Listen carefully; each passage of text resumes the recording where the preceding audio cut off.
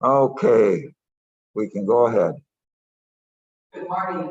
My name is Lorraine Jacobs, and I welcome you. Thank you for being here today. And all of those who will be watching us today or later on live stream, we welcome everyone. This is a program, the Sunday Morning Forum, that's brought to you by a group of people here. And I'll just say your name, you can raise your hand. There's a couple of you here today, BJ, Mark, Joanne, Dallas. And today, our topic, we have topics every Sunday. And so this one today is about improv performing. And so our other representative of the Sunday morning group, Kristen, will introduce our presenters today. Before we begin, I really want to thank our two special people, our co-chairs, Lorraine and Mark, for keeping this thing going. So many events, performance companies shut down. We have this terrific record confidently. So we've been going second to second year for this stuff. Another formal practice in the city. Today's improv experience will be led by Alecia Altstaetter with the assistance of Jordan Reichert. I have watched Alyssa do stand-up and improv for several years now at comedy clubs, and never been disappointed. But this event will educate us on what exactly improvisational theater is and give us examples. Sometimes she'll be asking for members of the audience to join in, but don't be afraid to participate. You won't be embarrassed. You need to have because we have been on our website. Alyssa's a veteran of comedy sports. One of the on South First Street, one of the best improv theater in the city. So without further ado, I'd like to introduce Alecia and Jordan. Thank you so much for joining me. So yes, exactly what Chris says. We are friends at comedy clubs around town, but that stand-up, which we also do stand-up and sketch comedy, but our main thing is improv. So what is improv? You might be wondering to yourself. And just as a quick show of hands, how many of you are familiar or have seen improv shows or any friends? Okay, a couple of people. Oh, all right, well, you guys now. So just to reiterate, improv is an art form. It's a performance where you get a suggestion from the audience. So nothing is written out or rehearsed or practiced ahead of time. It is just off the top of the player's head. We are building a scene together, and that it's a scene. So we're exploring narrative using characters, and the whole show can start to develop scenes. That's the thing, you don't know where it's going until you get there. We are literally the main thing with the improv is, of course, you don't do it by yourself. You do it with a group of people. So one person will start a scene, but even from your initiation, you have no idea what's going to happen until the other people add what they would say to it, and then you take a journey together that may not be where you started out. Obviously, it moves around. What I'm describing is more long form. Long form is when you would get like just a very simple single suggestion from the audience, and you might go 15, 20 minutes in a scene. You can have multiple scenes building out a whole world that you're making up on your own. That is long form. Short form is what they do at Comedy Sportz. So again, are you guys familiar with improv from Comedy Sportz? Raise your hand if it's Comedy Sportz. Okay. So that is, you're like, I didn't sense a whole level when I was in county sports, correct? Because short form improv is different. Then you play games, theater games. So we're still making it up and we're still having a scene, relationship, and we'll have some sort of narrative, but there's a game on top of it. If you guys have noticed and been there, there's just we might get lines of dialogue from the audience that we have to pick up and read. We might get someone giving sound effects to the scene. There's just a myriad of games. We play guessing games, musical games. So that's different than the long form that we do and produce shows in that. Since we're on the topic of sport, go ahead, Jordan. She was going to describe comedy sports, and I'll chime in and there's anything I think. Yeah, so it's great because comedy sports was actually started in the city of Milwaukee, if some of you weren't aware of that. And we've been around in Milwaukee since we were started by a guy by the name of Dick Chutnow. So I know you have been to the Chutnow Museum of Yesteryear, same family. And yeah, so now we've expanded to an international organization. We have chapters all across the country and some international as well. Usually once a year we'll get all the kind of groups together and have a worldwide championship. So that's like always the highlight of some of our years, is getting together with all these comedians from all across the country. We right now are at 420 South 1st Street, and that's really been for a while now. We have shows that happen Friday and Saturday night. So every Friday 7:30 and 10, and every Saturday 7:30 and 10.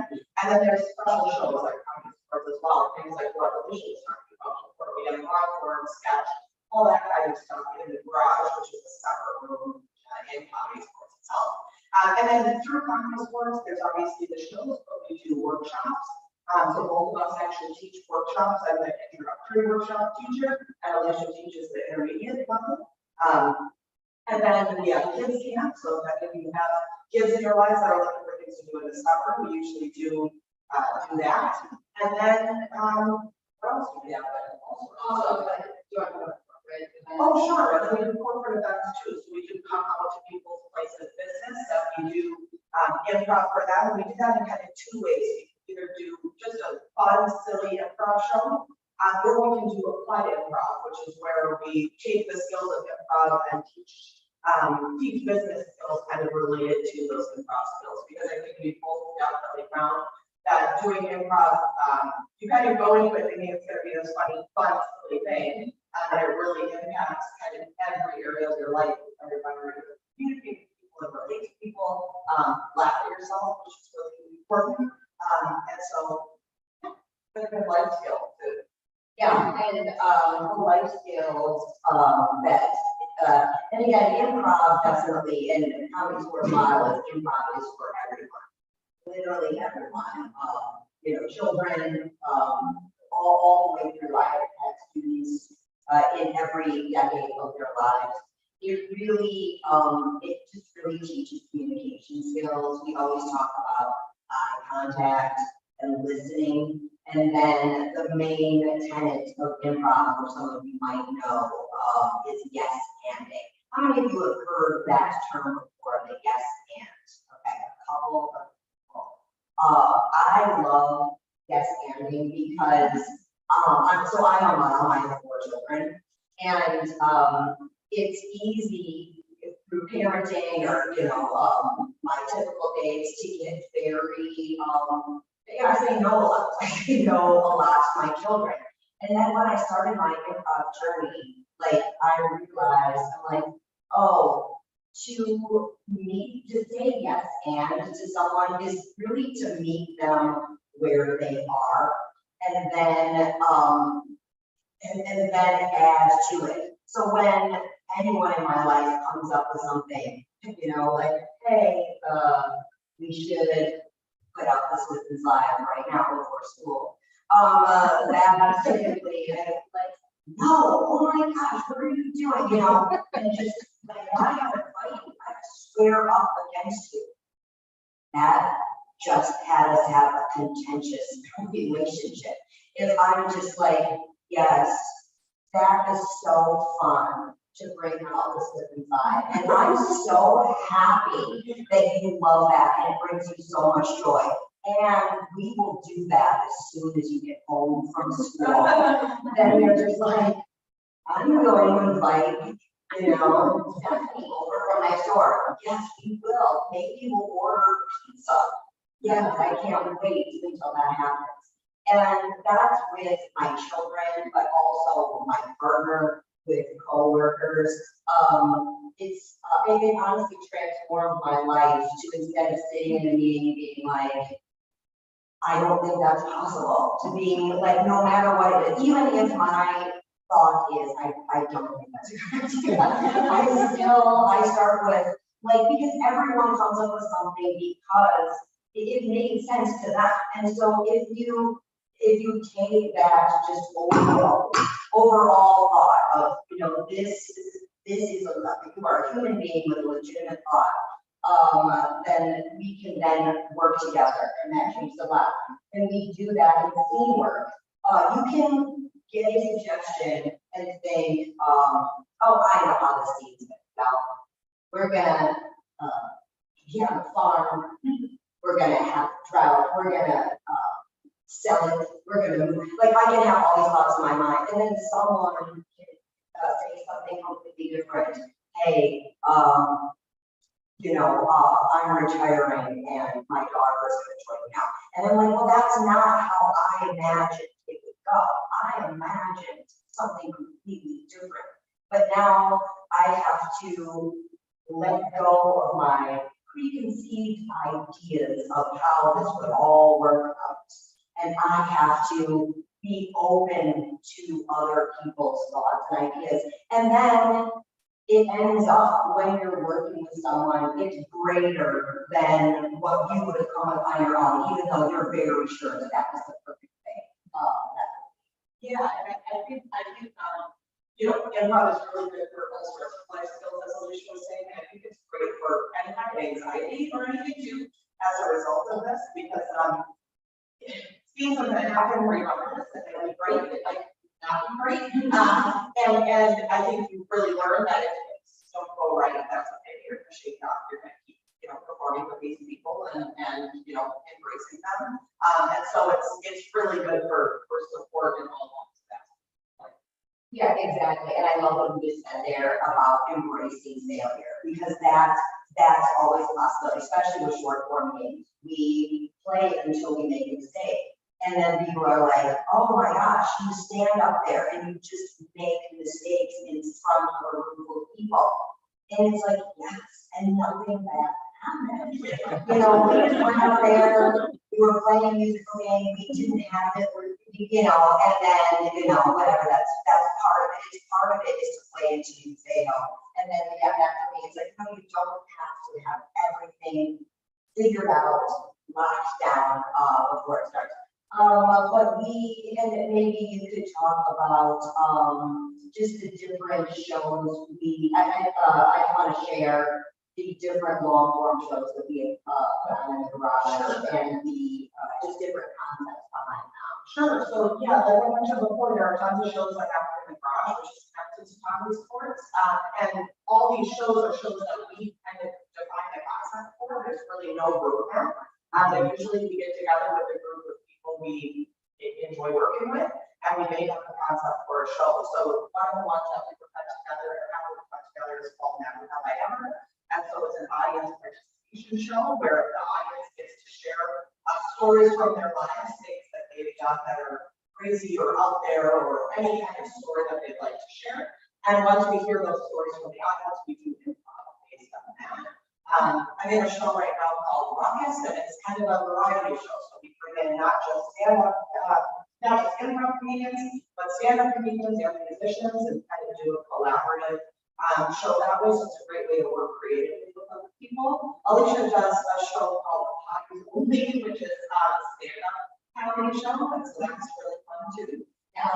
And sports rock. And sports rock. So I also do a show called Sportz, which is all women improvisers, and we get stories from adolescents. So things that happen to women in high school and college, and we do improv based on women's issues, embarrassing, touching, just the things that happen in early life.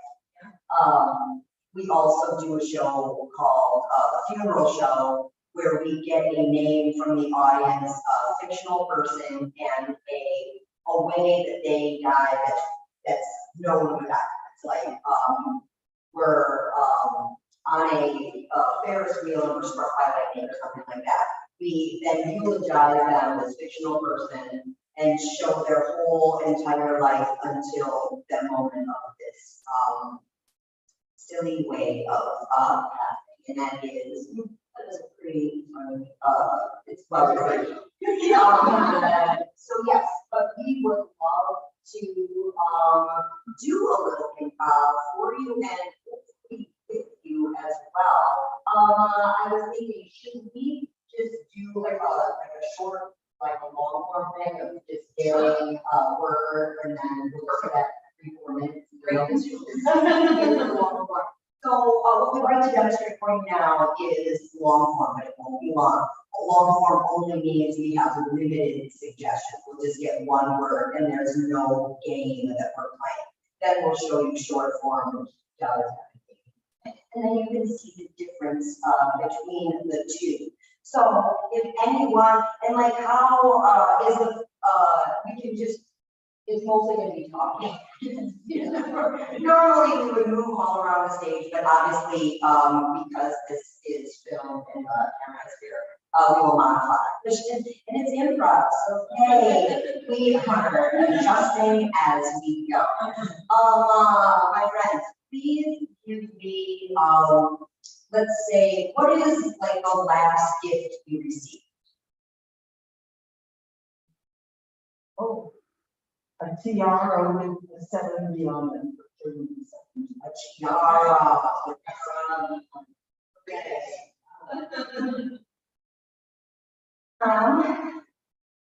Prom is this weekend, and I know you always wear your tiara around the house because you're the queen. But I was just wondering if you would blend into me so I could just feel special. There's a lot of responsibility that goes with wearing.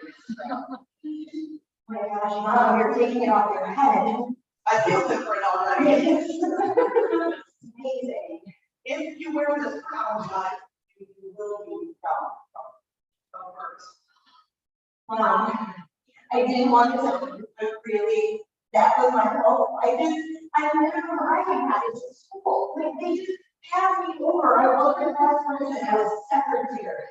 Like, see? That is not the attitude of a prom queen. I'm ready to be more like you, all right? I want to step into my power. I'm ready for it. I'm going to manifest. You're not queen. You're when you walk into school next Monday. You need to embody what a prom queen is. So I should start wearing it here now. All right. Lay it on me, Mom. Do you feel different? Yes. Oh my gosh, I don't know what was happening before. I thought that like I would like it. Now I'm like, I don't need it. I know, I don't have a tiara. Mom, this is the one true tiara. I don't think I can get rid of it. Why did you say that? I know. I'm not fighting the school. I really have thought this through before I left the team. Right, don't hear me. I know.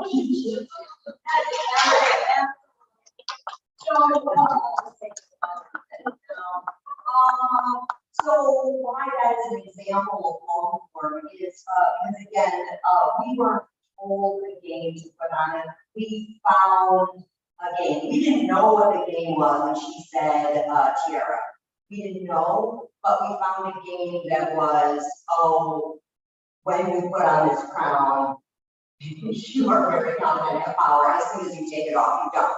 So we would probably have taken that scene into different directions of seeing that crown, maybe following the child through grad school, or maybe the mom takes it back and starts a new business, but after the beginning, the gust of wind comes out and suddenly she can do nothing. We would have explored all of that. Oh, and you know, the support that you show in those capacity is really important. So if your scene partner, for example, tells you that when you put this crown on, you're going to be more confident, that's where the yes and comes in. So a great response in an improv meeting might be to say something like, no, actually, that crown doesn't do anything. Because you really stop all over. So what if you say, oh yes, I put it on and that just doesn't do it, I feel different, I feel more confident, I'm gonna bring a little to school. That's been the real fun.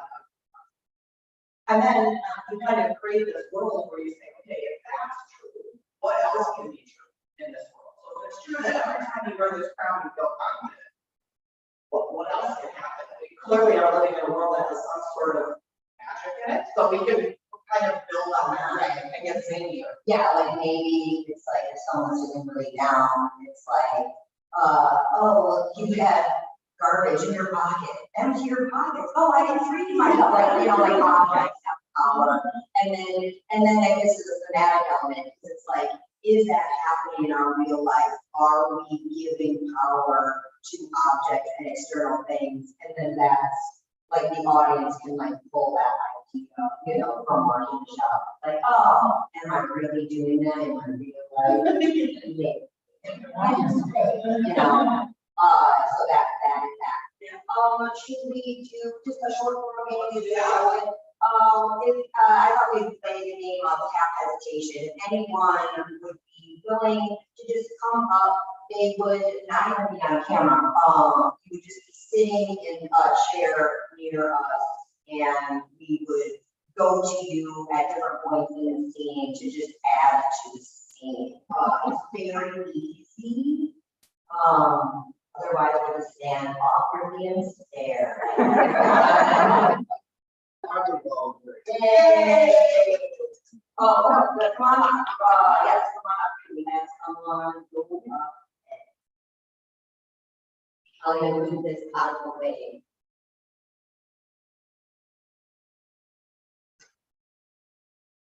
So my reminder, she's a better puppeteer. Oh, no way. Okay, perfect. That is amazing. Yeah, so just come on up. All right, perfect. So I'm sorry, what is your name again?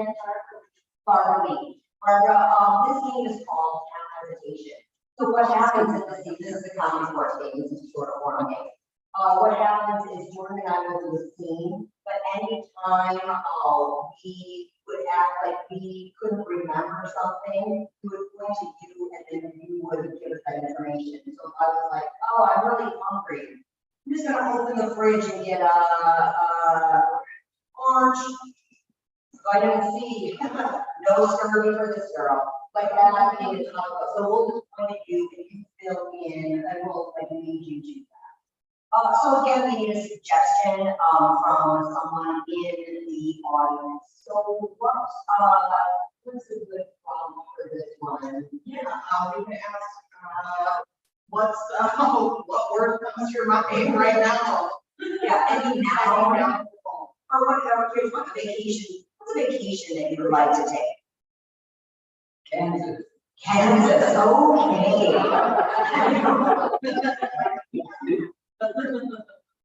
All right, Paul.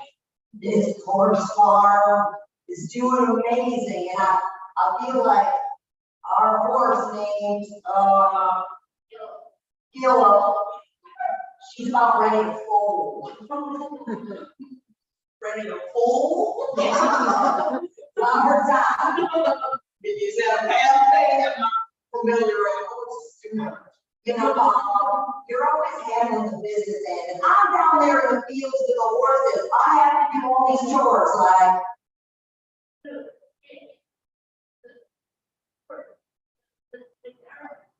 The sewer, that backed up, where were you? I was down there. Financial, I'm not responsible for horses anymore. I can't, you know, as this business is now transitioning to your hands, there's one thing I really want you to keep in mind. Never say no. Right, I won't, and I'm gonna be there for Gilla when she brings her foal into the water. I want you to watch me in action. So grab my tools, grab my Moses. That's when you hook onto their hooves and pull them out with. Oh, I don't know any of these boys. All right, well, I'll grab Moses, and then you have to grab the Pujolances. See? I got a whole bag of treats over Gilla. Treats. She needs it when she's busy foaling all day. Well, all right, we're in the bar now, later at the bar. Yeah. All right, Pete, give us what you would call it. You know, Gil was a show horse in her day. She always won prizes for her hair. Look, I braided it. Isn't it beautiful? It's really gorgeous. You've done a great job. This Moses figurine is going to go right in front of her to inspire her long hair purpose. When she looks at that, maybe she'll think, I'm the most beautiful of all. I'm the most beautiful of all. Okay. She is. She clearly needs a tiara. Great job. Thank you so much for coming. So yes, as you see, that's an example of short forms. We have a game. It's letting Margaret almost by giving things, and we have to justify it. That's what we do for.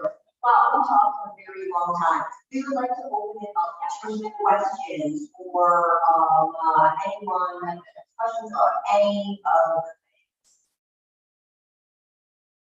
Yeah. Well, one minute, yeah. I'd like to know more about Comedty sports, where they are, how you get in, how often, whatever. Sure. So, like I said, Comedty Sportz is in Milwaukee, and then we have locations all across the United States. So there's one in Minneapolis, there's one in Chicago, there's one in, everywhere. So, and in order to get into Comedty Sportz in Milwaukee, every city does it a little bit differently. For Milwaukee, you start usually, anyways, going through the workshop. So there's 4. Oh, wait, do you mean as a performer or just seeing the show?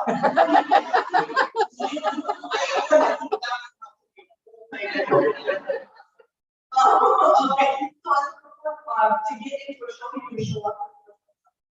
You can reserve an advance, but often don't need to. And yeah, you would just walk up to our educator Alex, who's there. I think the shows are under $10. So the $10 show is $10. I think $7.30 is $12. But it's a fun time. There's food, we have a full bar, we have a full restaurant.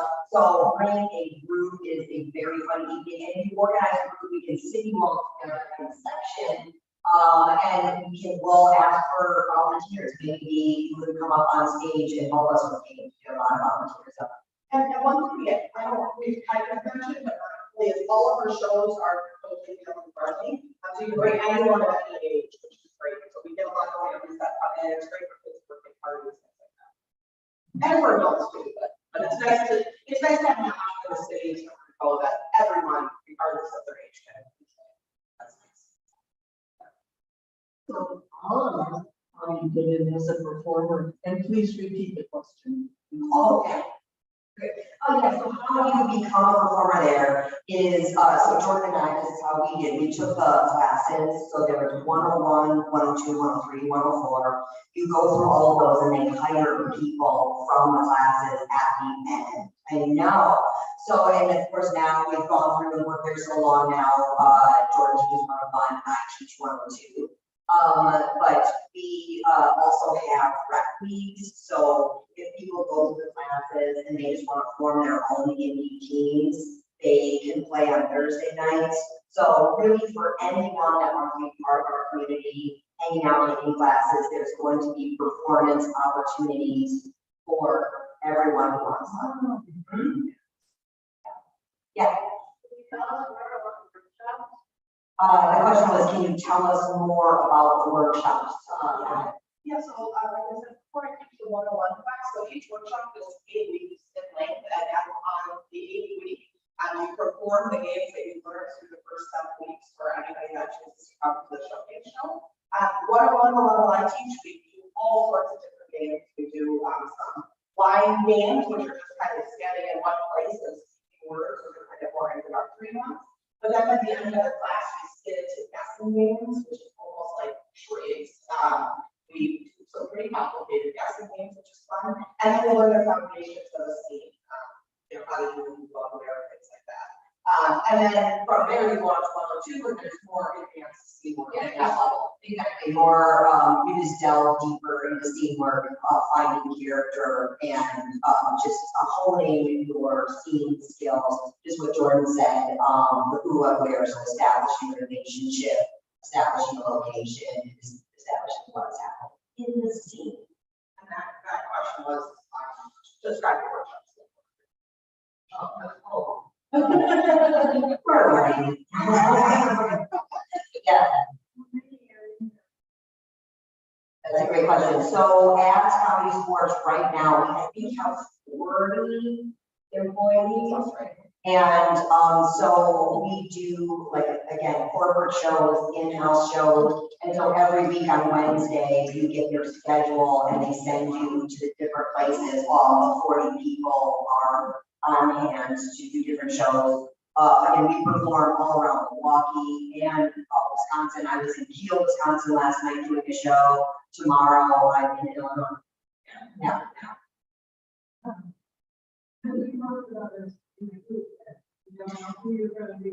Excellent question. Yes. Do you work with others in the group? We all work together. So yes, any person, we don't have the same 2 people. Jordan did the in-house shows last night. It's just who they put, and they expect you to play well with all in the company. Which you can imagine is a little, it can be a challenge, but in a good way, but there's a lot of people, there's a lot of different personalities. So over time, maybe we've been there for years and years, really get to know people's playing styles. And so if you see someone on the lineup, you say, oh, okay, I know who the viewer is. I know how to relate to them. This is how I can play with them. But you kind of have to adapt your playing style depending on, who the person is and your relationship with them. Usually, if you have a great relationship with somebody off stage, you'll have a really great relationship with them on stage too. Just like real life. Just like real life. Yes, can you tell us a little bit about the history of Second City and Saturday Night Live and how Comedy Sports fits in with that? That's a great question. The question was the history of Second City, Saturday Night Live, and how Comedy Sports fits in with that. And yes, so I've taken classes at Second City and drove down to Chicago. And so Comedy Sports was starting, like there was a guy that started doing theater games in Canada. His name was Keith Johnstone. And I think Dick worked with him a little bit and then thought, oh, this is something that would work well in Milwaukee. So it was originally called Theater Sports. And then people didn't understand to come down at this comedy. So then they changed it to Comedy Sports, rebranded it. But Second City, I know, started with, they were a sketch primarily, but to get sketch ideas, they were doing improv just to mine ideas for their sketches. Then they would do sketch shows and they would, at the end of the show, they would do improv. And then they realized that there were more people excited about the improv portion of the show than the sketch portion. So then they started being like, oh, we're going to develop this and we're going to have classes and we're going to get more people improvising. However, Second City still uses improv mostly to then write sketches off of the improv and then perform the sketches. And then so a lot of the people from SNL did that. They would do improv and then write and perform sketches, tour the sketches, and they then can get hired from there. So somebody from Canada got Comedy Sportz going. We at Comedy Sportz say that that was just peripheral. At Second City, they actually give that guy full credit. I believe that there were a lot of people coming up with these short form games, but the person that made it the most successful and again made Comedy Sportz a franchise was Dick Chudnow. Like he's the one that created the business. He's the one that franchised it. And I mean, the theater games existed because obviously, as theater, some of these games are theater warm-up games that we would play before we would do regular theater. And then Dick would transform them into games that were better for audiences. And then created that whole brand of referee, two teams playing against each other. That's all what Comedy Sportz, that their franchise.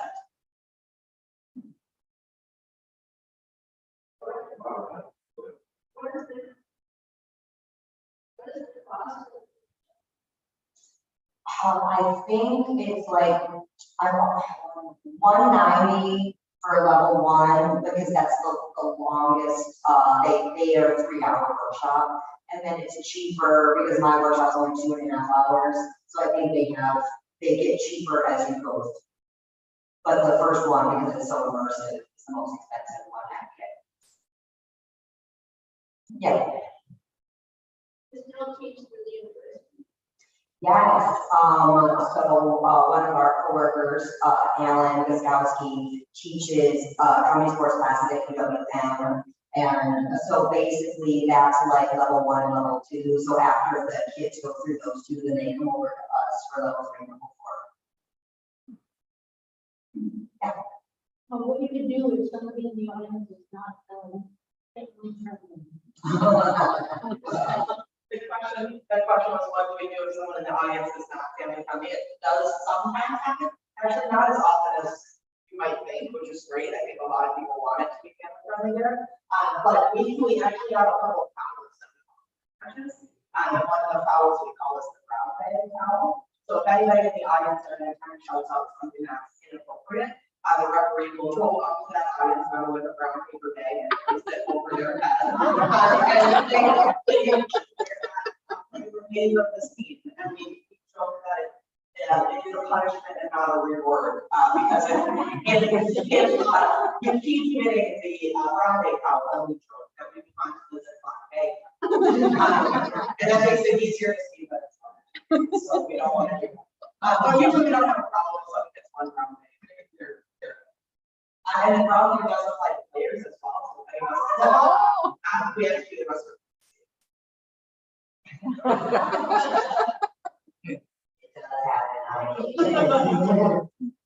That's something that's tempting to do in life. I think I'll bring brown Thank bag. you. Sorry, you're done. Any other questions? Yeah. Have you figured out a way to get into the schools? This is something for middle school age, jokers and big talkers, and the summer program. I don't know what's going on for Yeah, I'll let you take that. Sure. So the question was, have you figured out ways to get this to middle schools? And not as much as we want, we do have programs for them. As you can imagine, for students who are like the class clowns that are kind of, needing some way to focus their energy, and great for that. We do have in the summer, we usually have kids camps that will run. So those are for up to high school age. So middle schoolers will come to that. And then we also do, we're just starting actually a high school week. We've done that in the past, but with COVID, a lot of these things kind of shut down. So we're revamping that up, which is great. And we'll have high schools, Alecia and I are doing it together actually. And so we're working with high school students, teaching them all the games and having a workshop showcase at the end. And we do go into schools for a lot of these remote shows that we do. So we were just in a school the other day for teachers to do that, but also for students who have time between tests or whatever. Sometimes they'll bring us into their auditorium at school to I think it would be good for them to see it first. Yeah, before they yeah, know yeah. it. Yes, yes, yeah. So do people, organizations, schools ask you to focus maybe on a theme to, everybody's laughing, but to teach a lesson or inspire? Yeah, we, will do corporate shows and we'll get, inside information, we call it, and so they'll want us to hit certain points in the show, and we will work that in, yes. One time I did a show and they wanted us to work in microaggressions and how, and then the blowback from microaggressions. That was a challenge to do that, not be offensive and be funny. We were sweating a lot. But yeah, that's, occasionally I mean, again, with improv, a lot of it just comes up, more organically and, but since it's based on the audience, just what they're giving us does inform the show and shape it as we go. Okay. We live about the state because, in independent living, and it would be a great place to do a workshop. So if we just have to have a card or something. Absolutely, yeah, we have to figure out now, I know some maybe lots of time. Yeah, because we have done that on out and done workshops at different places, even over COVID, we did it over Zoom. So, yeah. That's great, yeah. I don't know what time are we supposed to. Chris, are we supposed to get down to the 11 o'clock service? Yeah, people leave about now, but, Unless there's something. If there's any final questions, we will take that before the 11 o'clock service. No. Well, thank you so much. It was an honor.